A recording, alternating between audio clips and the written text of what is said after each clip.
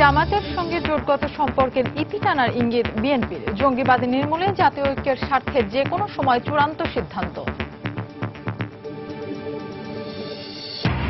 জঙ্গিবাদ রুখতে ঢাকা বিশ্ববিদ্যালয়ের শিক্ষক শিক্ষার্থী সহ সর্বস্তরের মানুষের মানববন্ধন।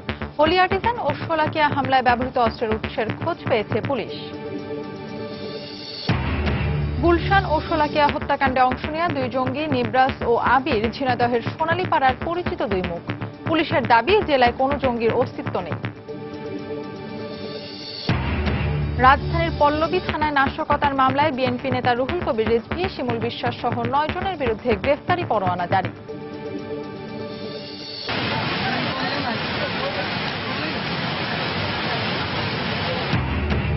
উত্তর পূর্বাঞ্চলে বন্যা পরিস্থিতির আরও অবনতি। যমুনা, ব্রহ্মপুত্র ও ধরলার পানি বিপদসীমার ওপরে, লাখ লাখ মানুষ পানিবন্দী।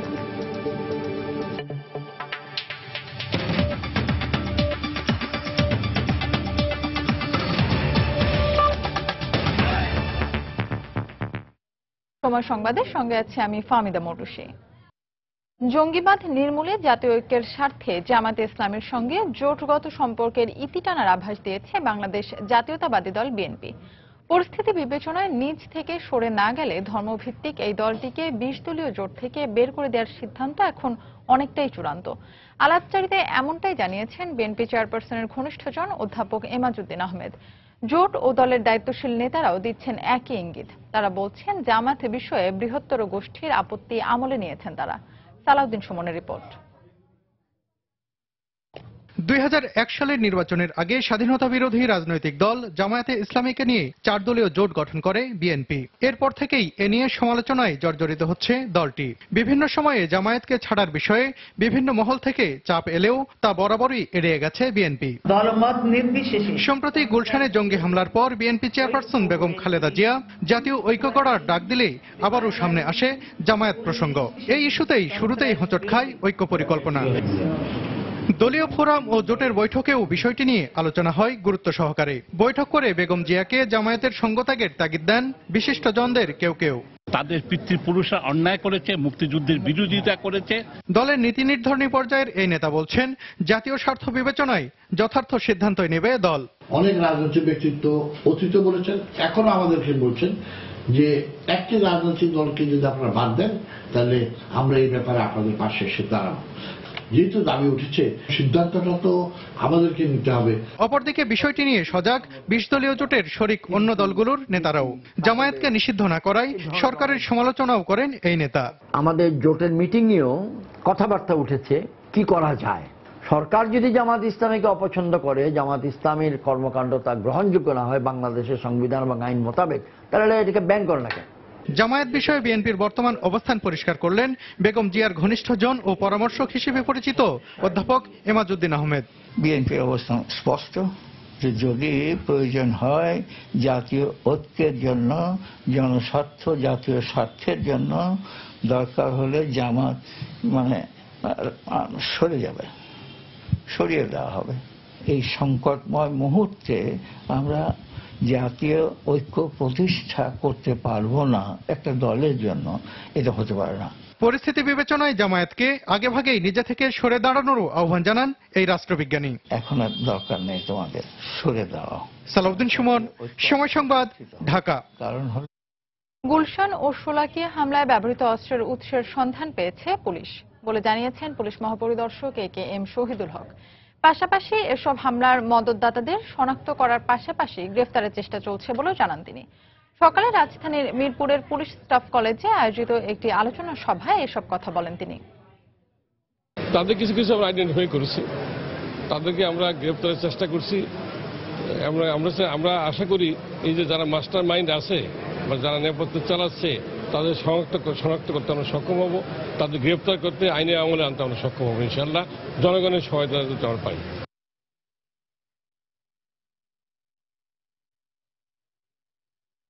জঙ্গিবাদ রুখতে সব শ্রেণী পেশার মানুষের উদ্যোগে প্রতিরোধ গড়ে তোলার আহ্বান জানিয়েছেন ঢাকা বিশ্ববিদ্যালয়ের শিক্ষক শিক্ষার্থীরা। এ উপলক্ষে সকালে বিশ্ববিদ্যালয় ক্যাম্পাসে মানববন্ধনের আয়োজন করেন তারা। এতে বিশ্ববিদ্যালয়ের শত শত শিক্ষক, শিক্ষার্থী ও কর্মকর্তা কর্মচারীরা অংশ নেন।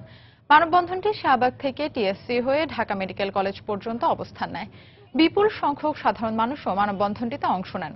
এ সময় রাস্তার দুধারে দাঁড়িয়ে থাকা মানুষের হাতে ছিল বিভিন্ন প্রতিবাদী ব্যানার ও ফেস্টুন। মানববন্ধনে অনুষ্ঠিত পথসভায় বক্তারা জঙ্গিবাদ রুখতে মুক্তিযুদ্ধের চেতনায় সবাইকে ঐক্যবদ্ধ হওয়ার আহ্বান জানান। ঢাকা বিশ্ববিদ্যালয়ের প্রশাসন শিক্ষক সমিতির তত্ত্বাবধানে সহযোগিতায় দেবেন ঢাকা বিশ্ববিদ্যালয়ের তৃতীয় শ্রেণীর কর্মচারী ইউনিয়নের সভাপতি জনাব রেজাউল ইসলাম। সন্ত্রাস জঙ্গিবাদ প্রতিরোধ করা, প্রতিহত করা, রুখে দাঁড়ানোর জন্য ঐক্যবদ্ধ আছি। এটি আজকে সারা জাতির কাছে আমরা প্রকাশ করছি এবং সারা জাতির প্রতি আমরা আহ্বান জানাচ্ছি। 16 কোটি মানুষ আমরা আজকে ঐক্যবদ্ধ এই দেশকে সন্ত্রাস মুক্ত রাখার জন্য, জঙ্গিবাদ মুক্ত রাখার জন্য, এবং এই লক্ষ্যে আমাদের জনপ্রতিরোধ গড়ে তুলতে হবে। গুলশানে হামলাকারী জঙ্গি নিবরাস ও আবিরের ঝিনাইদহের ভাড়া বাসায় প্রতিদিন ভোর ও গভীর রাতে একটি মোটরসাইকেল আসত বলে জানিয়েছে এলাকাবাসী। গণমাধ্যমে প্রকাশিত ছবি দেখে নিবরাস ও আবিরকে শনাক্ত করে এলাকাবাসী। তাদের দাবি, সাইদ ও শাওন নামে তারা ঝিনাইদহ শহরের সোনালীপাড়ার একটি বাড়িতে বাসা ভাড়া নিয়েছিল। এই দুজন উগ্রবাদের সঙ্গে যুক্ত এমনটাও ধারণাও ছিল না তাদের। যদি ও থানা থেকে মাত্র 1.5 কিলোমিটার দূরের এ তথ্য নেই পুলিশের কাছে। পুলিশ বলছে এসব জঙ্গির ঝিনাইদহে বসবাসের তথ্য একেবারেই সঠিক নয়। ঝিনাইদহ থেকে ফিরে ওমর ফারুকের ক্যামেরায় বিস্তারিত জানাচ্ছেন খান মোহাম্মদ রুমেল।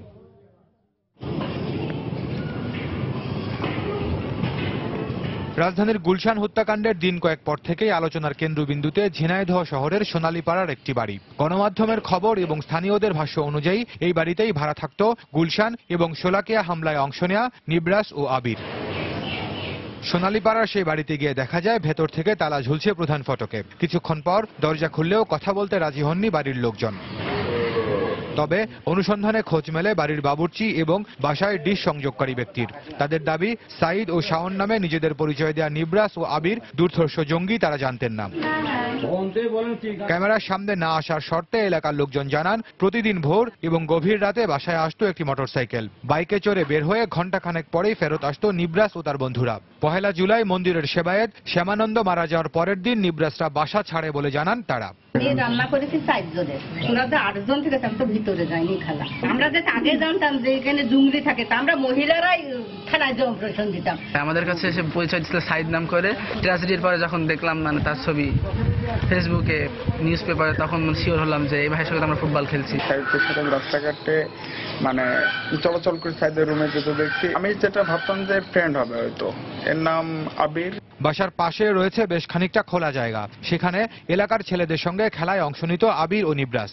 স্থানীয়দের ভাষ্য অনুযায়ী এই মাঠেই অন্যান্য ছেলেদের সঙ্গে ফুটবল খেলত গুলশান হামলায় অংশ নেওয়া নিবরাস সহ অন্যরা, আর থাকতো পিছনের এই বাড়িটিতে।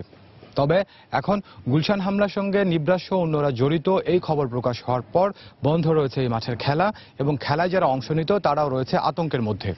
যদিও এলাকার লোকজনের ধারণা, গত 6 মাসে ঝিনাইদহে ঘটে যাওয়া 4টি গুপ্ত হত্যার সঙ্গে এসব জঙ্গিরা জড়িত থাকতে পারে। তবে পুলিশ বলছে স্থানীয় অপরাধীরাই ঘটিয়েছে গুপ্ত হত্যা। ঝিনাইদহে কোনো জঙ্গি আস্তানা ছিল না বলেও দাবি পুলিশ সুপারের। এটার কোনো সত্যতা নাই। আমি বলছি যে শিবিরকে বাঁচানোর জন্যই হয়তো একটি গ্রুপ এই ভিন্ন কথা বলছে, এই দিকে টার্গেটটাকে অন্যদিকে নিতে তারা এই অপপ্রচার চালাচ্ছে। গুপ্ত হত্যা এবং থানা থেকে মাত্র 1.5 কিলোমিটার দূরে জঙ্গিদের অবস্থানের তথ্য সহ নানা কারণে ঝিনাইদহের মানুষ যখন বলছেন অজানা আতঙ্কের কথা, তখন পুলিশ কর্মকর্তার দাবি জেলার আইন শৃঙ্খলা পরিস্থিতি স্বাভাবিকই রয়েছে। খান মোহাম্মদ রুমেল, সময় সংবাদ, ঝিনাইদহ। অব্যাহত বৃষ্টি ও পাহাড়ি ঢলে দেশের বিভিন্ন স্থানে বন্যা পরিস্থিতির আরো অবনতি হয়েছে। তলিয়ে গেছে নতুন নতুন এলাকা। ঘরবাড়ি, রাস্তাঘাট ও শিক্ষা প্রতিষ্ঠানে পানি ঢুকে পড়ায় বিপাকে পড়েছেন নিম্নাঞ্চলের মানুষ। ব্যুরো প্রতিবেদক ও জেলা প্রতিনিধিদের তথ্য ও ছবি নিয়ে ডেস্ক রিপোর্ট। জামালপুরে বন্যা নিয়ন্ত্রণ বাঁধ ভেঙে যমুনা নদীর পানি বাহাদুরপুর ফেরিঘাট পয়েন্টে বিপদসীমার উপর দিয়ে প্রবাহিত হচ্ছে। প্লাবিত হচ্ছে নতুন নতুন এলাকা। এতে পানিবন্দী হয়ে পড়েছে 4 উপজেলার অন্তত 1,00,000 মানুষ। দেখা দিয়েছে বিশুদ্ধ পানি ও খাবারের সংকট। প্রশাসনের পক্ষ থেকে ত্রাণ সহায়তা দেওয়া হলেও তা পর্যাপ্ত নয় বলে জানিয়েছেন স্থানীয় জনপ্রতিনিধি। মানুষ খুব কষ্টে দিনাতিপাত করছে। আমরা প্রশাসনের পক্ষ থেকে এই মানুষগুলির পাশে দাঁড়ানোর জন্য চেষ্টা চালিয়ে যাচ্ছি। কুড়িগ্রামে দফায় দফায় বাড়ছে যমুনা ও ধরলা নদীর পানি। তলিয়ে গেছে 9 উপজেলার 450 গ্রাম। এতে পানিবন্দী হয়ে মানবেতর জীবনযাপন করছে অন্তত 2.5 লক্ষাধিক মানুষ। বিচ্ছিন্ন হয়ে পড়েছে সড়ক যোগাযোগ। পঞ্চগড়ে গত কয়েকদিনের টানা বৃষ্টি ও পাহাড়ি ঢলে পৌর এলাকার 10টি গ্রাম প্লাবিত হয়েছে। ঘরবাড়িতে পানি ঢুকে পড়ায় বন্ধ হয়ে গেছে রান্নাবান্না। দেখা দিয়েছে বিশুদ্ধ পানির অভাব। বাড়িঘর ডুবে গেছে, সকালটা কিছু খাওয়া পারিনি, রাস্তার দ্বারা আছি, গরু বাছার নেই। বন্যার পানি আসে, আমাদের বাড়ি ঘর সব ডুবাইয়া ফেলাইছে। বাচ্চা কাচ্চাকে কিছু খাওয়াইনি এখনো, রান্না বান্না পাকঘরে পানি অনেক। সিরাজগঞ্জে যমুনা নদীর পানি বিপদসীমা অতিক্রম করেছে। মানবেতর জীবনযাপন করছেন প্রায় 1.5 লক্ষাধিক মানুষ। বুক পানি হয়ে গেছে বাড়ির, তার বাড়ি থাকা হারালাম না, অন্য বাড়িতে এসে অন্য বাড়িতে এসে রান্না বাড়ি করে খাওয়া দাওয়া করতেছি। অনেক সমস্যা আছে মানুষ, কিন্তু এখান থেকে চেয়ারম্যান সরকার থেকে কোনো পদক্ষেপ আসতেছে না। এছাড়া গাইবান্ধা, শরীয়তপুর ও ফরিদপুর সহ দেশের বিভিন্ন স্থানে নদ নদীর পানি বিপদসীমা অতিক্রম করেছে। পানিবন্দী হয়ে পড়েছে লাখ লাখ মানুষ। সাবিত সারোয়ার, সময় সংবাদ। এদিকে দুবারের বন্যায় সুনামগঞ্জের ভাটি অঞ্চলে হাহাকার চলছে। ফসল হারিয়ে মাথায় হাত বানভাসী মানুষের। দুর্যোগ প্রবণ এলাকার মানুষগুলো এখন বেঁচে থাকার সংগ্রাম করছে। 4 মাস আগে বোরো ধান আর এখন আউশ আমন সাথে সবজি সব গেছে পানিতে ভেসে। ভাটির সর্বত্র দেখা দিয়েছে অভাব, কিন্তু ক্ষতিগ্রস্ত মানুষগুলো পায়নি সরকারি সহায়তা। হাওরের দুর্গত এলাকা ঘুরে আব্দুল আহাদের রিপোর্ট, ক্যামেরায় ছিলেন নওশাদ আহমেদ চৌধুরী। গত মঙ্গলবার হঠাৎ করে সুনামগঞ্জের হাওর ও নদ নদী ভরে যায় পানিতে। হঠাৎ এ বন্যায় ডুবে গেছে মানুষের বসতভিটা, তলিয়ে গেছে আউশ আমন, রূপা আমনের বীজতলা, সবজি ও মাছের খামার। এর আগে গত মার্চ এপ্রিলে আগাম বন্যায় তলিয়ে যায় বোরো ফসল। এত ক্ষয়ক্ষতির পরও সরকারি কোনো সহায়তা না পেয়ে হাহাকার চলছে দুর্গত এলাকায়। কর্মসংকটে বেকার হয়ে পড়েছেন খেটে খাওয়া মানুষগুলো। বাড়ি ঘরে যাই তারি না, পানির সমস্যা, ঘরের মেঝে পানি, রোড ঘাট সব মেরে লাইছে, মানুষের পিছারি টেসারি পুকুর টুকুর সব মেরে লাইছে। খুবই অসহায় আছে, এই যে পানি আইছে আমরা কেউ দেখে না, এমন মেম্বার চেয়ারম্যানও আমরা দেখে না। কৃষির ওপর পুরোপুরি নির্ভরশীল সুনামগঞ্জের মানুষ। টানা 3টি ফসল তলিয়ে যাওয়ায় খাদ্য সংকটের শঙ্কা দেখা দিয়েছে ভাটি অঞ্চলে। ফসল জানে আগুনি ফসল, জ্বালা টালা যা আছে সব বাসায় এলে গেছে। আমরা কাছে তো এরকম কোনো বীজ দানা নাই যে পরবর্তীতে বীজ রোপণ করব। তবে জেলা প্রশাসনের দাবি পরিস্থিতি এখনো এলার্মিং পর্যায়ে যায়নি। আর পানি উন্নয়ন বোর্ডের কর্মকর্তার মতে নদী ড্রেজিং না করলে বন্যা থেকে মুক্তি পাবে না হাওরবাসী। কারো ঘরে পানি উঠেছে বা কেউ পানিবন্দী আছে না হয় এরকম কোনো ঘটনা নেই। সব ইউনোর কাছে কিছু শুকনা খাবার মজুদ আছে যেগুলো তারা আপৎকালীন তারা দিতে পারবে। আর আমরা সবসময় বিষয়টা ওয়াচে রাখছি, আমাদের লোকজন সব মাঠে আছে। ড্রেজিং করলে নদীর যে পানির যে নিষ্কাশন ক্যাপাসিটি অনেক গুণে বেড়ে যাবে, ফলে আমাদের বন্যার প্রশমন হবে। বন্যা হলেই জেলার সবচেয়ে ক্ষতিগ্রস্ত হয় বিশ্বম্বরপুর, তাহিরপুর, দরাবাজার ও সদর উপজেলা। হাওর রক্ষা বাঁধ নির্মাণে প্রতি বছর কোটি কোটি টাকা বরাদ্দ দেয় সরকার, কিন্তু সেই টাকা পরিকল্পিতভাবে ব্যবহার না হওয়ায় বর্ষা মৌসুম এলেই বাঁধ ভেঙে হাওরের ফসল তলিয়ে যায়। আর এ কারণেই যুগ যুগ ধরে অভাব যাচ্ছে না এ অঞ্চলের মানুষের। আব্দুল আহাদ, সময় সংবাদ, সুনামগঞ্জ। সময় সংবাদে আরো থাকছে, নারায়ণগঞ্জে শরীরে বাতাস ঢুকিয়ে শিশু হত্যার ঘটনায় 4 জনের নাম উল্লেখ করে 10 জনের বিরুদ্ধে মামলা, 1 জন গ্রেফতার। প্রধানমন্ত্রী শেখ হাসিনার সভাপতিত্বে সচিবালয়ে চলছে মন্ত্রিসভার নিয়মিত সাপ্তাহিক বৈঠক। সকাল 10টায় শুরু হয় এই বৈঠক। এতে যোগ দিয়েছেন অর্থমন্ত্রী আবুল মাল আব্দুল মুহিত, শিল্পমন্ত্রী আমির হোসেন আমু, বাণিজ্যমন্ত্রী তোফায়েল আহমেদ, স্বাস্থ্যমন্ত্রী মোহাম্মদ নাসিম সহ মন্ত্রিসভার সদস্যরা। আজকের বৈঠকে বেশ কিছু গুরুত্বপূর্ণ সিদ্ধান্ত হতে পারে বলে সংশ্লিষ্ট সূত্রে জানা গেছে। বৈঠক শেষে মন্ত্রিপরিষদ সচিব মোহাম্মদ শফিউল আলমের সাংবাদিকদের ব্রিফ করার কথা রয়েছে।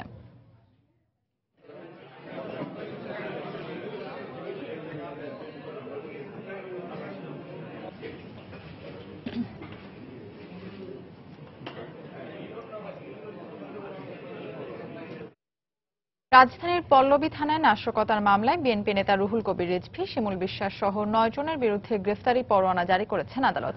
সকালে ঢাকা মহানগর দায়রা জজ আদালত আসামিদের বিরুদ্ধে অভিযোগপত্র আমলে নিয়ে এই পরোয়ানা জারি করেন। গত বছর বিএনপির অবরোধ কর্মসূচি চলাকালে গাড়ি ভাঙচুর ও অগ্নিসংযোগের অভিযোগে পল্লবী থানায় এই 9 জনের বিরুদ্ধে একটি নাশকতার মামলা দায়ের করেন পুলিশ। আজ এই মামলায় আসামিদের হাজিরের দিন থাকলেও আসামিরা উপস্থিত না থাকায় তাদের বিরুদ্ধে গ্রেফতারি পরোয়ানা জারি করেন আদালত।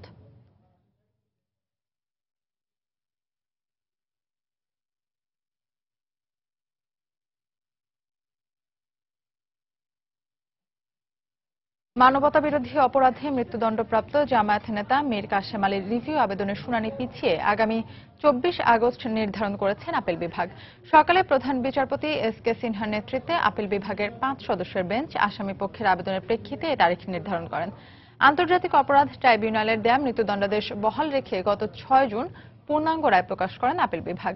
পরে 19 জুন ফাঁসির রায় বাতিল চেয়ে রিভিউ আবেদন করেন আসামিপক্ষ।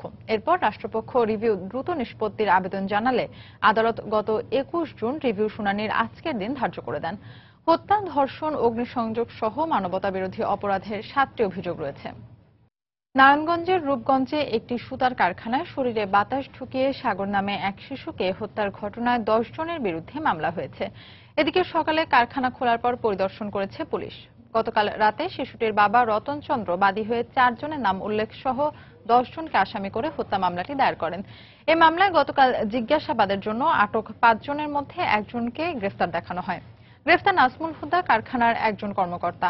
আটক কারখানার বাকি 4 শ্রমিকের জিজ্ঞাসাবাদ চলছে। এদিকে সকালে কারখানার কর্মকর্তা কর্মচারীদের সঙ্গে কথা বলে তথ্য সংগ্রহ করেছে পুলিশের একটি দল। আজ ময়নাতদন্ত শেষে সাগরের লাশ পরিবারের কাছে হস্তান্তরের কথা রয়েছে। গতকাল দুপুরে রূপগঞ্জের একটি সুতার কারখানায় কর্মরত অবস্থায় শিশু সাগরের শরীরে বাতাস ঢুকিয়ে হত্যা করা হয় বলে অভিযোগ করে পরিবার।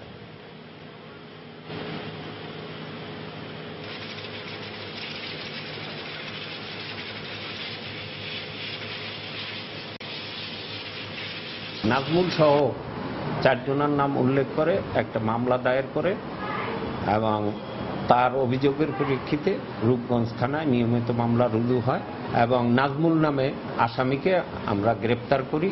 অচিরেই আমরা ঘটনার সহিত যা কারা কারা জড়িত আমরা তাদেরকে শনাক্ত করতে পারবো এবং সেই মোতাবেক আইনানুগ ব্যবস্থা গ্রহণ করা হবে।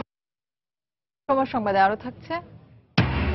রাজধানীর খোলা নর্দমাগুলো যেন মৃত্যুকূপ, প্রায় খেলতে গিয়ে ঘটছে শিশুদের প্রাণহানি। কর্তৃপক্ষের উদাসীনতাকে দুষছেন নগরবাসী, সমাধানের আশ্বাস সিটি কর্পোরেশনের।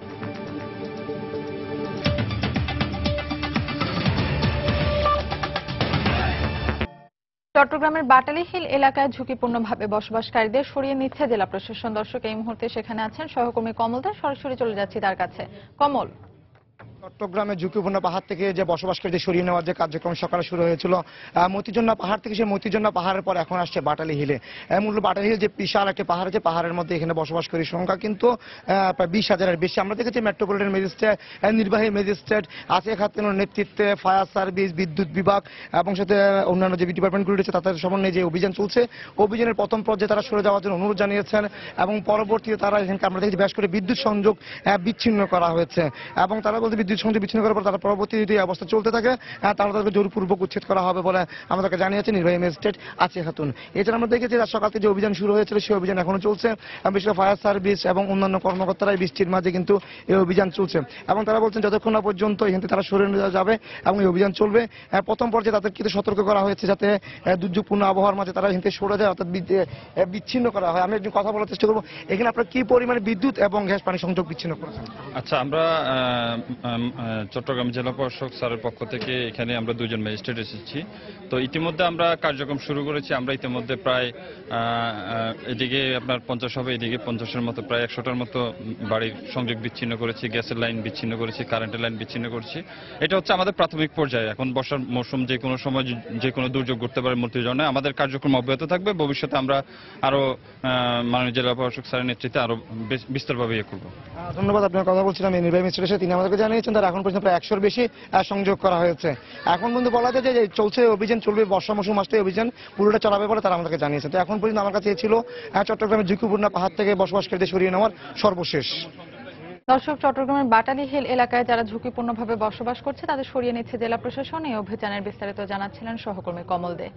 বিতর্কিত ইসলামী বক্তা জাকির নায়েকের পিস টিভি বন্ধ এবং তার এক অনুসারের জঙ্গি সম্পৃক্ততার প্রমাণ পাওয়া গেলেও রংপুর বিভাগের 4টি পিস স্কুল এখনো চলছে যথারীতি। অভিযোগ রয়েছে এসব শিক্ষা প্রতিষ্ঠানে কোমলমতি শিশুদের ইংরেজি ও আরবি শিক্ষার নামে দেয়া হচ্ছে সাম্প্রদায়িক উস্কানি। শিক্ষকরা বিষয়গুলো স্বীকার না করলেও জেলা প্রশাসন বলছে অনুমোদনবিহীন এ প্রতিষ্ঠান চলছে অবৈধভাবে। শাকিল মাহমুদের ক্যামেরায় মানিক সরকার জানাচ্ছেন বিস্তারিত। সারা দেশে পিস টিভির সম্প্রচার বন্ধ হলেও রংপুর বিভাগের কোথাও বন্ধ হয়নি জামাত নিয়ন্ত্রিত ও পিস টিভির মনোগ্রাম সম্বলিত আন্তর্জাতিক পিস স্কুল অ্যান্ড কলেজের শিক্ষা কার্যক্রম। এসব শিক্ষা প্রতিষ্ঠানে কোমলমতি শিশুদের ইংরেজি ও আরবি শিক্ষার নামে শিক্ষা দেওয়া হচ্ছে সাম্প্রদায়িক উস্কানি বলে অভিযোগ রয়েছে। এমনকি শিশুদেরকে জাকির নায়েকের মতো আদর্শিক বক্তা হতেও উদ্বুদ্ধ করা হচ্ছে। ডাক্তার জাকির নায়েকের মতো একজন ইসলামিক পারদর্শী মানুষ গড়ে উঠতে চাই। উনি সব ধর্মের বিষয়ে সবকিছু জানেন, এইটাই আমার জানা, এবং ওনার কথাবার্তা আমাকে অনেক পছন্দ। ইসলামিক নিয়ম শরিয়ত নিয়ম কানুন অনুযায়ী চলাফেরা করবে, যার কারণে এখানে দেওয়া। বিষয়টি নিয়ে প্রতিষ্ঠান প্রধানকে পাওয়া না গেলেও শিক্ষকরা বিষয়গুলো অস্বীকার করেন। জাকির নায়কের সঙ্গে আমাদের পিস স্কুলের কোনো সম্পর্ক নেই। গত বছর যখন স্কুল শুরু হয়েছে আমরা তখনও একটা কাজ যখনই কোনো গার্ডিয়ান জিজ্ঞেস করছে আমার সাথে সাথেই সেই কথাটাই বলেছি যে স্কুলের সঙ্গে পিস স্কুলে ভারতের পিস স্কুলের কোনো সম্পর্ক নেই। বাংলাদেশে যে সিলেবাসগুলো পড়ানো হয়, বাংলাদেশে অন্যান্য ইংলিশ ভার্সন স্কুলে যে বইগুলো পড়ানো হয়, আমাদের এখানেও সেই বইগুলো পড়ানো হয়। জেলা প্রশাসনের কর্মকর্তা জানান প্রতিষ্ঠানটির কোনো নিবন্ধন নেই, চলছে অবৈধভাবে। অন্যদিকে পুলিশের রংপুর রেঞ্জের শীর্ষ কর্মকর্তা জানান ব্যাপারটি খতিয়ে দেখা হচ্ছে। স্কুলটি 9 সদস্য বিশিষ্ট ম্যানেজিং কমিটি দ্বারা পরিচালিত হচ্ছে, তবে এর কোনো নিবন্ধন নেই এবং নিবন্ধন করার জন্য যে প্রক্রিয়া সেটা এখনো শুরু করেনি বা কোনো কার্যক্রম তারা গ্রহণ করেনি। তবে বিষয়টি আমরা আরো খতিয়ে দেখার জন্য আমাদের পুলিশ বিভাগকে আমরা অনুরোধ করেছি। এদের সাথে জঙ্গি সংশ্লিষ্টতা আছে কিনা, জামাত সংশ্লিষ্ট আছে কিনা এরা তদন্ত করবে। তদন্ত করে যদি দেখে যে স্কুলগুলোতে জঙ্গি সংশ্লিষ্টতা আছে তাহলে স্কুলের ব্যাপারে আইনানুগ ব্যবস্থা নেওয়ার জন্য সরকার বরাবর তারা সুপারিশ করবে। বিশ্লেষকদের মতে এই প্রতিষ্ঠানগুলোর কারা অর্থ যোগানদাতা ও পরিচালনা করছেন দ্রুত সুষ্ঠু মনিটরিং করে সিদ্ধান্ত নেওয়া উচিত। কোমলমতি শিশুদেরকে বায়াস করার মতো যদি তারা শিক্ষা এখানে দান করে থাকে তাদেরকে আইনের আওতায় নেওয়া হোক এবং তাদের কার্যক্রম সারা বাংলাদেশে এক্ষুনি এই মুহূর্তে বন্ধ করে দেওয়া উচিত বলে আমি মনে করি। বিভাগের 8 জেলার মধ্যে রংপুর, লালমনিরহাট, দিনাজপুর ও ঠাকুরগাঁও জেলার 4টি পিস স্কুলে প্রায় 1,500 কোমলমতি শিক্ষার্থী শিক্ষা গ্রহণ করছে। মানিক সরকার, সময় সংবাদ, রংপুর। রাজধানীর খোলা নর্দমাগুলো পরিণত হয়েছে মৃত্যুকূপে। পানিতে ডুবে পরপর 2টি শিশুর প্রাণহানির ঘটনায় আতঙ্কিত অভিভাবকরা। বারবার দৃষ্টি আকর্ষণের পরও ড্রেনেজ ব্যবস্থার সুষ্ঠু সমাধানে কর্তৃপক্ষের উদাসীনতায় ক্ষুব্ধ নগরবাসী। সমন্বিত কার্যকরী উদ্যোগের অভাবকে দুষছেন নগর পরিকল্পনাবিদরা। চলমান ড্রেনেজ ব্যবস্থার উন্নয়নের মাধ্যমে সমস্যা সমাধানের আশ্বাস সিটি কর্পোরেশনের। বিস্তারিত মুজাহিদ শুভর রিপোর্টে।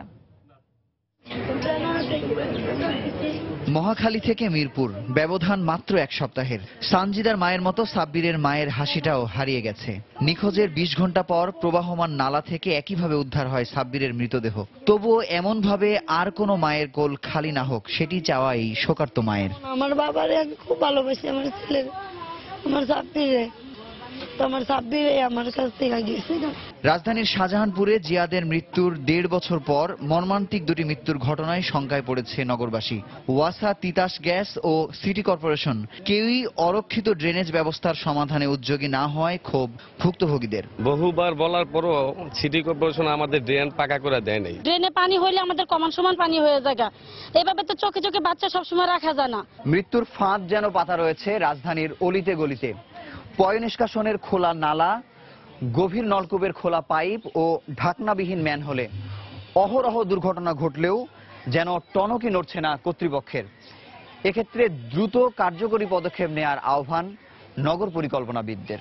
ওয়াসার খুলে রাখা, ফেলে রাখা, ম্যানহোলের ঢাকনা খোলা যে ভয়ঙ্কর যেসব মৃত্যুকূপ, সেগুলোর জন্য জননিরাপত্তা দেওয়ার দায়িত্ব তারপরেও কিন্তু নগর পিতার উপর বর্তায়, কাউন্সিলরদের উপর বর্তায়, কারণ তারা নগরীর এলাকাভিত্তিক মানুষের ভোটে নির্বাচিত। চলমান কাজের অংশ হিসেবেই ড্রেনেজ ব্যবস্থার উন্নয়ন করা হচ্ছে বলে মত ঢাকা দক্ষিণের প্রধান নির্বাহী কর্মকর্তার। জনগণের যে নিরাপত্তাটি সেটা মাথায় রেখে আমাদের যত কনস্ট্রাকশন কাজ হচ্ছে সেটা আমরা নিশ্চিত করে থাকি। উপযুক্ত কর্তৃপক্ষের সবাই জনগণের নিরাপত্তা দানে ব্যর্থতার মাধ্যমে রাষ্ট্রযন্ত্রকে প্রশ্নবিদ্ধ করছে বলে মত নগর পরিকল্পনাবিদদের। মুজাহিদ শুভ, সময় সংবাদ, ঢাকা। পরিবেশ বান্ধব হওয়ায় বিশ্বজুড়ে বাড়ছে পাটের তৈরি পণ্যের ব্যবহার। তবে বাংলাদেশে পাটজাত পণ্য তৈরির জন্য রপ্তানি মূল্যের চেয়ে 10% বেশি দামে ইয়ার্ন বা সুতা কিনতে হচ্ছে ক্ষুদ্র ও মাঝারি উদ্যোক্তাদের। তাদের অভিযোগ সিন্ডিকেটের মাধ্যমে এই অবস্থার সৃষ্টি করা হয়েছে। এদিকে উদ্যোক্তাদের সব ধরনের সহায়তার আশ্বাস দিয়ে Bangladesh jute mills corporation BJMC বলছে, এ ব্যাপারে অভিযোগ পেলে ব্যবস্থা নেওয়া হবে। কামরুল হাসান সবুজের রিপোর্ট। পরিবেশ সুরক্ষায় বাংলাদেশে পলিথিন ব্যাগের পাশাপাশি নিষিদ্ধ পলিপ্রোপাইলিন বা পিপি ওভেন ব্যাগ। এসবের পরিবর্তে ব্যবহার করা হচ্ছে পাটের তৈরি ব্যাগ। পাটের বাধ্যতামূলক ব্যবহারের পাশাপাশি শৌখিনতা আর নতুন ব্যবসার পরিকল্পনাতেও ঠাঁই করে নিচ্ছে সোনালী এই আঁশ। জুট ব্যাগ থেকে শুরু করে ফ্যাশনেবল পোশাক, হোম ডেকোর থেকে কর্পোরেট গিফট, এমন অনেক কিছুই তৈরি হচ্ছে পাটের আঁশ দিয়ে।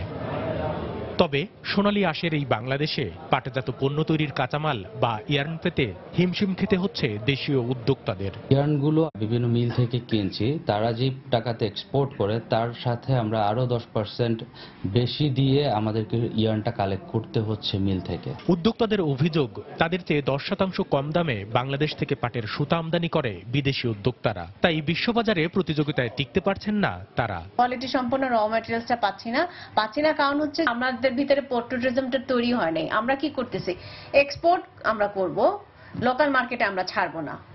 আবার লোকাল মার্কেটে যদি আমরা ওই প্রোডাক্টটা বিক্রি করি তাহলে আমরা 100 টাকার প্রোডাক্ট আমরা 110 টাকায় বিক্রি করব। এই জায়গাটাতে হাত না দেয় এক্সপোর্ট মার্কেটে যে আমি বারবার আমরা বাড়ি খেতে থাকবো অন্য দেশের সাথে। বিজেএমসি বলছে, পাটের বাজার সম্প্রসারণে মেশিনারি আমদানি সহ বিভিন্ন পদক্ষেপ নিচ্ছেন তারা। দামটা যাতে সমান থাকে বা সমাধান যাতে আসে আমি চেষ্টা করছি। এরপরে যদি কেউ কমপ্লেন করে আমরা তখন দেখবো এটা ডাইভার্সিফাইড কিছু মেশিনারিজ কেনার জন্য অলরেডি এটার উপর আমরা কাজ করছি। পাট ও পাটজাত পণ্যের ব্যবহার বাড়াতে কম্পোজিট জুট টেক্সটাইল এবং গার্মেন্টস ইউনিট স্থাপন প্রকল্পের কাজ শুরুর কথা জানালেন বিজেএমসির এই শীর্ষকর্তা। 555 কোটি টাকা প্রজেক্ট। কামরুল হাসান সবুজ, সময় সংবাদ, ঢাকা। দেশের বাইরের খবর। জার্মানির নুরেমবার্গের কাছে একটি পানশালায় বিস্ফোরণের ঘটনায় সন্দেহভাজন এক হামলাকারী নিহত হয়েছেন। এছাড়াও এই ঘটনায় আহত হয়েছেন আরো অন্তত 12 জন। আহতদের মধ্যে 3 জনের অবস্থা আশঙ্কাজনক বলে জানিয়েছে পুলিশ। রোববার মধ্যরাতে আন্সবার্গ শহরে এই বিস্ফোরণের ঘটনা ঘটে। এদিকে নিহত হামলাকারী 27 বছর বয়সী সিরীয় শরণার্থী বলে নিশ্চিত করেছে দেশটির স্বরাষ্ট্র মন্ত্রণালয়। ঘটনাস্থলের কাছে একটি সঙ্গীত উৎসব চলছিল বলে উল্লেখ করে কর্তৃপক্ষ জানায়, হামলাকারী ওই উৎসবে হামলার পরিকল্পনা করে থাকতে পারে। নিরাপত্তার স্বার্থে ওই স্থান থেকে প্রায় 2000 মানুষকে সরিয়ে নেওয়া হয়েছে। বিস্ফোরণের পরপরই ঘটনাস্থল ঘিরে রেখেছে পুলিশ। গত এক সপ্তাহে জার্মানিতে এ নিয়ে 3 দফা হামলার ঘটনা ঘটল। এর আগে গত শুক্রবার মিউনিখের একটি শপিং মলে বন্দুকধারীর হামলায় নিহত হন অন্তত 9 জন।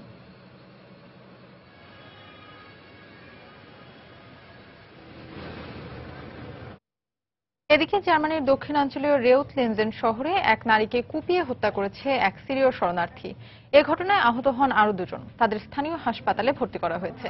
পুলিশ ঘটনাস্থল থেকে 21 বছর বয়সী হামলাকারীকে আটক করলেও তার নাম ও হামলার কারণ সম্পর্কে গণমাধ্যমকে জানায়নি। তবে এর সঙ্গে জঙ্গি সংশ্লিষ্টতা নেই বলে নিশ্চিত করেছে তারা। প্রত্যক্ষদর্শীদের বরাতে গণমাধ্যম জানায়, শহরের বাস টার্মিনালের সামনে ওই যুবক নারীর সঙ্গে তর্কে জড়িয়ে পড়ার এক পর্যায়ে ধারালো অস্ত্র দিয়ে এলোপাতাড়ি কোপাতে থাকে। এতে ঘটনাস্থলে নারীর মৃত্যু হয়। পরে 2 পথচারীর উপর হামলা চালিয়ে সে উন্মাদের মতো পুলিশের গাড়ির দিকে দৌড়ে যায় বলে জানায় এক প্রত্যক্ষদর্শী। সঙ্গে সঙ্গে পুলিশ তাকে আটক করে।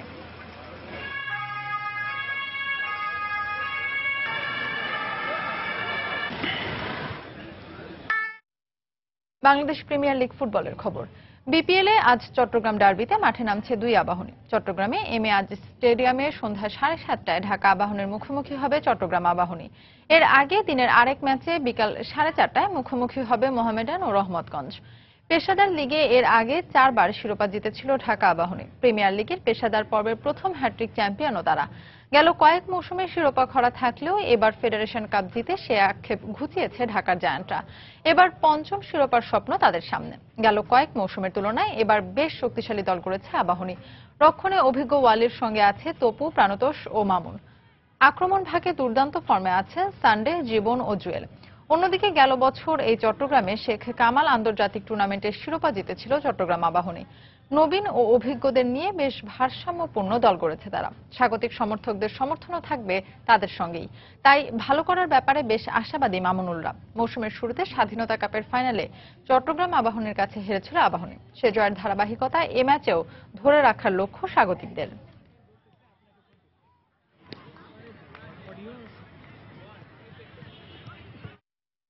এই পর্যায়ে শীর্ষ সংবাদ জানিয়ে দিচ্ছি আরেকবার। জামায়াতের সঙ্গে জোটগত সম্পর্কের ইতি টানার ইঙ্গিত বিএনপির। জঙ্গিবাদ নির্মূলে জাতীয় ঐক্যের স্বার্থে যে কোনো সময় চূড়ান্ত সিদ্ধান্ত। জঙ্গিবাদ রুখতে ঢাকা বিশ্ববিদ্যালয়ের শিক্ষক শিক্ষার্থী সহ সর্বস্তরের মানুষের মানববন্ধন। পলি আর্টিজান ও শোলাকিয়া হামলায় ব্যবহৃত অস্ত্রের উৎসের খোঁজ পেয়েছে পুলিশ। গুলশান ও শোলাকিয়া হত্যাকাণ্ডে অংশ নেওয়া 2 জঙ্গি নিবরাস ও আবির ঝিনাইদহের সোনালী পাড়ার পরিচিত 2 মুখ। পুলিশের দাবি জেলায় কোনো জঙ্গির অস্তিত্ব নেই। রাজধানীর পল্লবী থানায় নাশকতার মামলায় বিএনপি নেতা রুহুল কবির রিজভী, শিমুল বিশ্বাস সহ 9 জনের বিরুদ্ধে গ্রেফতারি পরোয়ানা জারি।